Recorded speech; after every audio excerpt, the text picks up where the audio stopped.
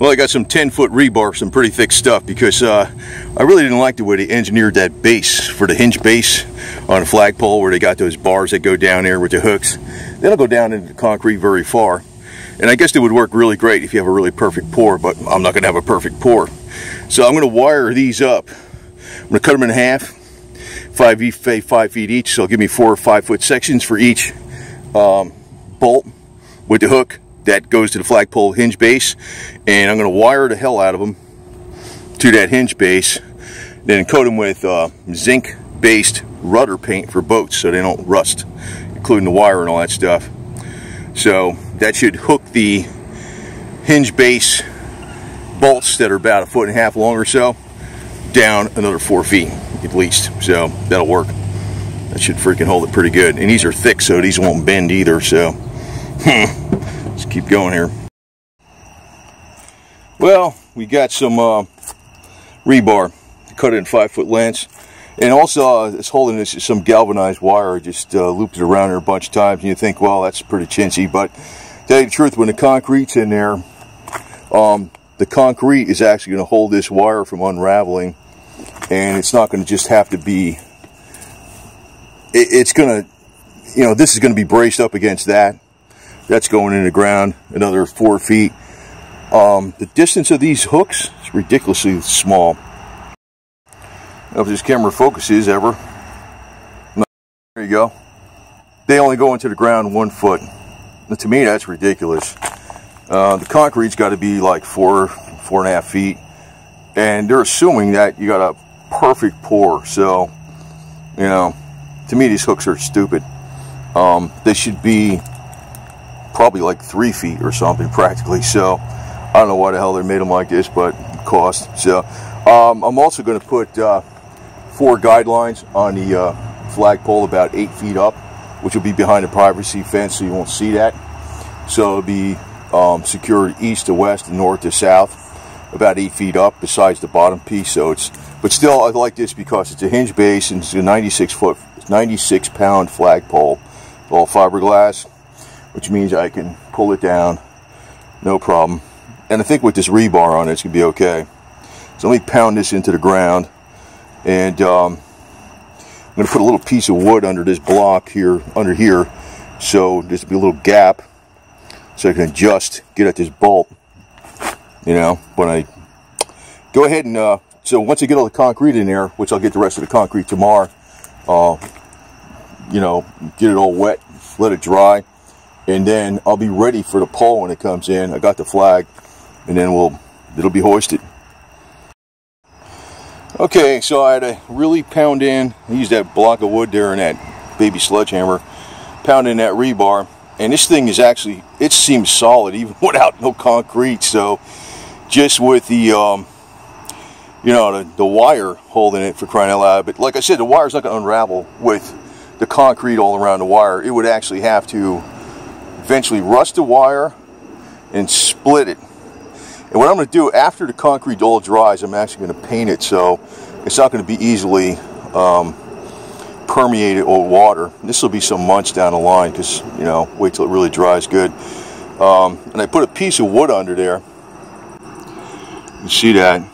That's so I can get at the bottom bolt. And we're going to level it off. I got to put 5 bags of 50-pound bags of concrete. I didn't get the 80-pounders because I got the little Suzuki. But probably a few more loads, maybe 4 more loads. This whole thing will be concreted up. It'll be leveled off and be ready for the flagpole. You know, I'm just waiting on that thing. So, but this is good. I'm getting this all out of the way first. Got the flag. Just going to be all set. This is probably, you know, and if I'd use some lines. I'll probably have a line from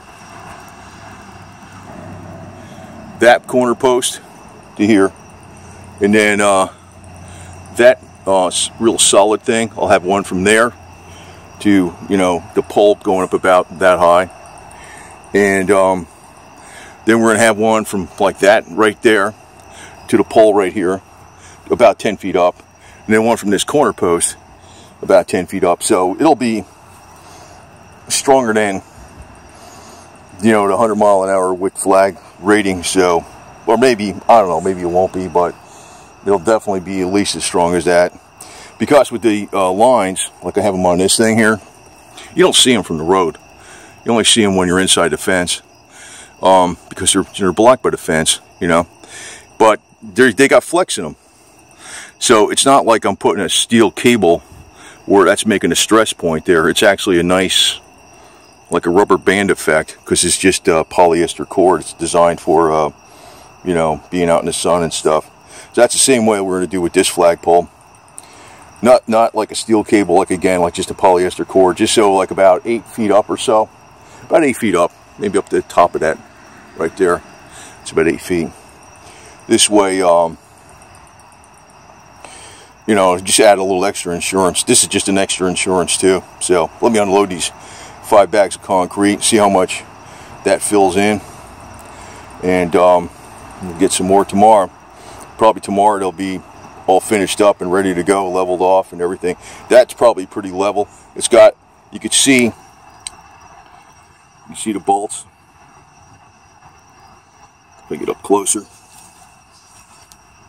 can see the bolts. There's bolts below the plate. You can see the rebar.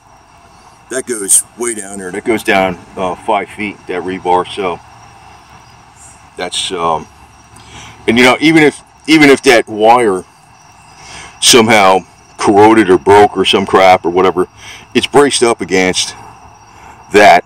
Plus, it's all concrete in there. That should be pretty stronger than what they designed it at. So pretty good. Little Dixie the cat, Boots the Confederate cat's son, and we had Tubby the possum trying to get over this thing. And he was trying to get up here for the cat food, because I flipped this over this way because it was a table and he was able to get up there. He got his whole body stuck on here. It's a big giant possum out from like here to there. Big freaking thing, man. Call him Tubby the possum. Biggest possum I ever saw, man. But he can eat more food than 10 cats put together easy, so I'm not feeding that yo-yo, man. I'll tell you that right now. He can get his own food. Whatever the hell he does in the wild, he can do that. Ain't here to feed all the creatures in the wild. What do you think's in them cans I give those cats anyway, you know? It's other critters, right? Whatever. You know, it's beef, it's fish, it's chickens. You know what they're eating. Just because it's in a can don't mean it's not where you know where it came from, right? Anyway, so I'm here to take you to Mr. Meow Meow. So that's Dixie. Dixie the kitten, Boots the Confederate cat's son. And this is Boots the Confederate cat's Meow Meow house. He's got his little thing in there, heater. Lives at 1 General Lee Drive. Licky Liddy motor oil. And Dixie usually goes in there too. He usually sleeps right there. So anyway, keep going. Got more shit to do. And speaking of Boots the Confederate cat, there he is. Blurry though. There he is. Focus, camera. Where you at, boo-boo? Marble cake? Your kitten's mama, your feather mama, and Onyx is inside, boo-boo. Alright, taking off. There he goes. What the hell's he doing? Where are you going? Where you going, huh? See you later. Go hunt them Yankees, man. Okay, so, you know, it's filling up pretty good. I probably got to get, I think there's 1,250 pounds of concrete in here already, or 1,500, I'm not sure. It's 30-something 8 by 8 by 16 blocks. That plate is in there solid as crap now, actually, even without the concrete, with all the wire and the rebar. The rebar's going down 5 feet. It's actually bigger. It's wider. It's about the same depth, but it's much wider than what they called for. So this base could probably suffice for, well, I guess I can't really put a bigger pole. 45 feet would be, 5 more feet would be the max. So you can see the smoke coming off the concrete still. I just poured it down in there. I'm going to get probably 3 or 4, probably about 4, maybe more than that, maybe 4 loads of concrete would be 1,000 pounds more, but it might be more than that. But I'll have this done this week. This will be, and you notice I put it in there dry. There's a lot of people say don't do that, don't do that. If you don't run the hose on it like real full force, just put a real light sprinkling, and eventually the dampness gets all down in there and it solidifies. But the other side of it is that there's rebar and blocks, so everything is being held together because the concrete's within blocks. You see? Now where I pour in here, right where those things are, those hooks are, that's going to get mixed concrete, pre-mixed, but all the stuff around the edge here is going to be just adding some water to it very carefully. But I wanted to get this part done because if it rained, I would not have been able to hammer down that rebar through the the dry concrete. Right now nothing's solid, so, but it's in there. It's freaking solid as crap. So this project's going to work out okay, especially with some of the guidelines on there and stuff like that. Redneck pickup truck power there. And here's my orange trees. I didn't see no oranges, but they're still, lemon trees. They're still doing nice and green, but I didn't see no lemons lately, so I don't know what the hell's going on with that deal. But probably no bees. So, and that's the hinge pin. That's it. So when you get the pole, it's got a plate on there. It goes like this way, like when it's laying horizontal, and then you put the pin in there and you just tilt the whole thing up, and the nuts are left off the bolts, and then you put the nuts on top and tighten it down. And the way I'm going to pull up the pole is, you see that bar right there? The pole will be laying all the way down to the end of that fence there, or whatever, right? It'll be laying all the way down to there. You go 8 feet past there. I'll attach a line about, I don't know, 8 feet up on a pole or 10 feet up on a pole, and I'll pull it up with this, using that, like pulling it through, and the pole will start going up like this, and that will hold it from falling back, because I'm gonna do this all myself. Oh, I found out from many times, if you want something to get something done, don't depend on others. Others are talk, they're bullshit. And actually, a lot of times people that help you, they screw you up. Most of them. Some don't, but a lot of them, they're freaking idiots. So I rely on myself to get things done. But sometimes it takes me longer, but I get it done. I'll still get it done, and I'll get it done with less crap. If I had a freaking bicycle, and I would just get a little cart for it, and I'd get one bag of concrete at a time, for crying out loud. That's the way I do it. It might take me 50 trips or some shit, but I do it. That's the way you do it, man. But every time you do get around freaking most people you can't depend on, it's, as they call it, in the Marine Corps, it's a cluster F, Well, I hate the Marine Corps in a way, but I wish I didn't mention that, because it's not what people think it is. I'll tell you that right now. But they're still better than the freaking other crap. But it's government agencies, that's all they are. It's the individual. It's the individual that is the ones that think and do what's right, not the government. Don't go respecting freaking shiny little trinkets they give you in the military and crap, you know what I mean? That's why I love the Confederacy. They were civilians fighting for their home against invaders. That was the most noble cause there was. And they were fighting for a higher ideal, which was limited government and putting checks and balances on the big money powers. And when they lost, obviously what happened? The robber barons reigned supreme. The railroads built 33,000 miles of railroad inside of 8 years after the war.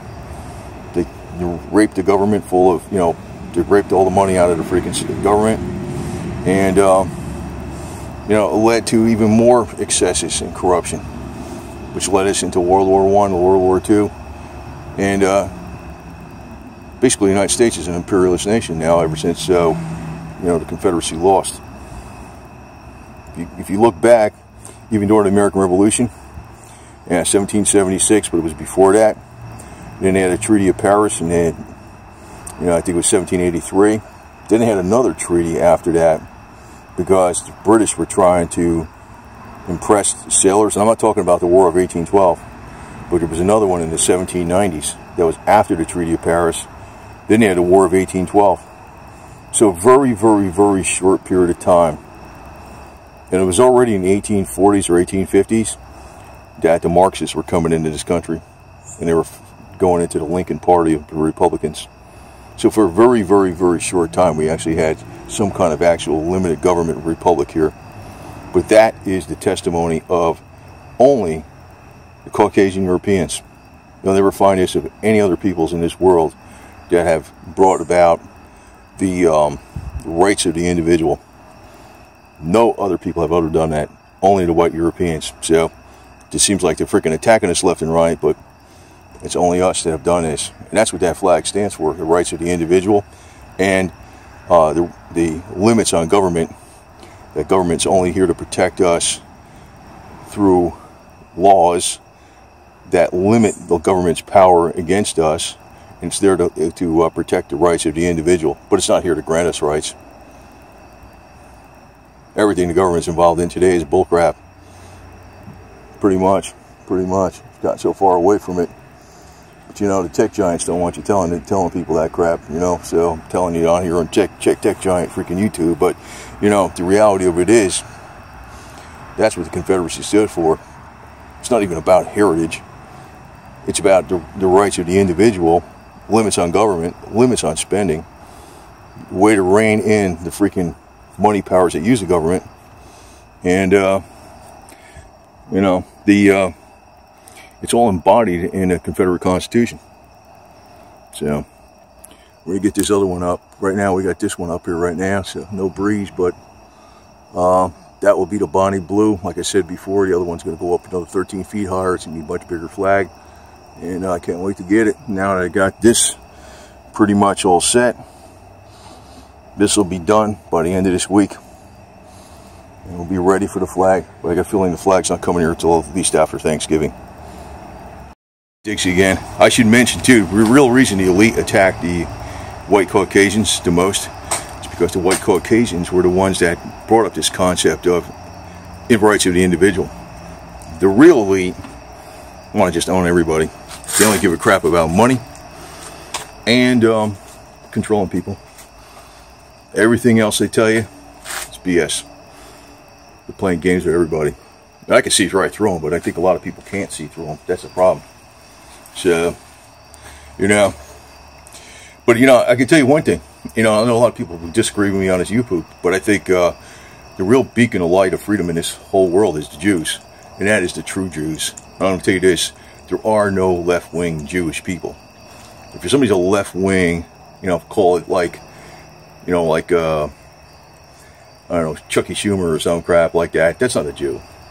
That's not a Jew. I'm talking about Rabbi Meir Kahane. There's a real true Jew right there. That's a hero. That was a hero in my book. He's an extreme hero in my book. I like that guy. I always like watching a lot of his videos on YouTube. And if you see what I'm talking about, go look him up. It's M-A-M-E-I-R, Kahane, with a K. Kahane. K-A, you know, K, with a K, okay? Nobody see, with a K. Look him up. Great man. But, you know, if I want to hold something even in higher esteem than anything, you know, people like him, I will. But, you know, I think a lot of people are afraid to advocate for the Confederacy today. I've been seeing all this stuff about, you know, the Confederacy was multicultural. And it's like, it was a little bit, but not really. The next thing you're going to be putting out there was transgender Confederates or something, for crying out loud. I mean, whatever. You know, it's the age that we're in that everybody's afraid. Hey, basically the Civil War, we want to call it that, it's commonly known, but the war between the states was white Caucasian people fighting other white Caucasian people. And the Northerners invaded the South over money. It had nothing to do with, it had nothing to do with, there was no one race against another. It was white Caucasian people fighting white Caucasian people. That's what the hell was going on. And it was the money powers in the North that pushed Lincoln to get into the war, because they needed that revenue flowing in from the South. They couldn't have the South leave. So, I mean, I don't know what the hell, you know, everybody's afraid to just say that, what it is. You know, what the hell does multiculturalism have to do with anything, you know, with any of that crap? So, you know, I'm not afraid to say it, but whatever. Whatever. So here's the flag. Here's my kitty. Go ahead, kitty. Let's get a leaf on him. Look at him. This guy warmed up to me so much, man. Dixie. He warmed up to me so much, I couldn't believe it. He was so freaking, he was super shy, and all of a sudden, he's actually today, I put my nose on his nose. He was like, you know, we're going nose to nose. He was, that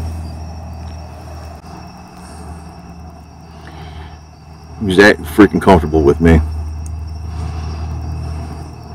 And that's because I keep talking to him. They understand pretty much. They don't understand English, but they understand the message. So he's investigating what's going on here. Where you at, boo-boo? This guy's got the life, man. I'm doing all right. And we'll be getting out the scooter here pretty soon again. I said I've been promising to do. And riding with my SCV MC patch, Mechanized Cavalry. And I'll be flying a boat flag from the back of that thing. Boat flag, in other words, a Confederate flag is designed for flying for the back of vehicles and boats and motorcycles. A little one. But it's designed to take the wind when you're driving down the road and shit. So, I'll be doing that here pretty soon too. But I feel pretty damn good because I was busy doing some stuff today, and I really didn't have enough time to get going on this rest of this flagpole project. And I'm glad I went ahead and got this part done, because now I feel like I'm home free. You know, I got to get out here and mow the lawn so I can put the Christmas lights up and do some other projects and stuff. But yeah, paint the El Camino whenever the hell I can do that. But I got to put a clutch in it first and get the springs in it. Anyway, over and out.